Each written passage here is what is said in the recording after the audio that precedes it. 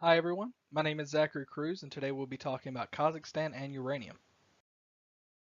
Kazakhstan has a population of approximately 17.8 million people and is located southeast of Russia on the coast of the Caspian Sea. Kazakhstan does have several mountains that are very rich with minerals, perfect for mining, and it also has an extreme climate similar to Russia with cold winters and warm summers. With Kazakhstan being landlocked, its access to rivers and seas helps trade, which does increase its economy.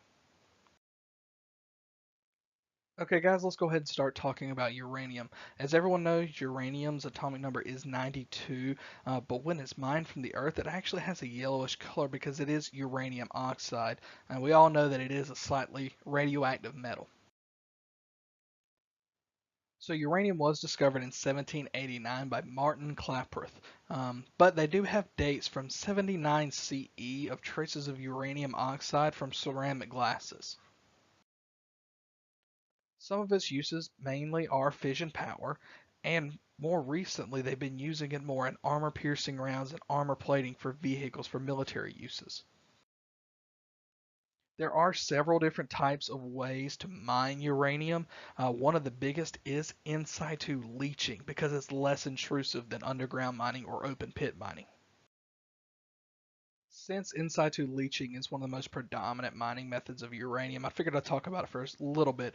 What they do is they drill holes where ores are located instead of stripping the entire earth, pump a leaching solution in to make a slush of the ore, and then pump that right back out to the refining station. This is a list of steps for the extraction process: open mining, underground mining, and in situ leaching mining.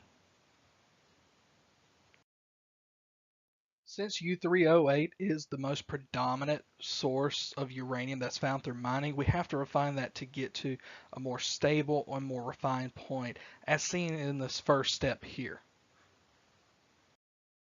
So the next step in purifying and refining uranium oxide is take uranium oxide and make it into UF4 by mixing uranium oxide with hydrogen fluoride.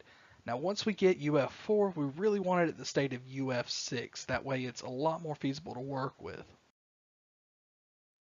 Once we have UF6, we're going to take it and make it go to the gas phase. That way, it's easier to separate, easier to purify when we run it through membranes and compressors.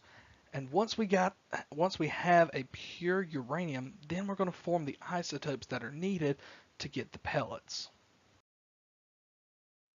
So the biggest thing we're looking for is once we achieve those radioactive isotopes is then we need to bombard those radioactive isotopes with neutrons to break them apart and cause fission reactions. And once they're breaking apart, a chain reaction occurs, and between each fission event, approximately 200 million electron volts of power is released.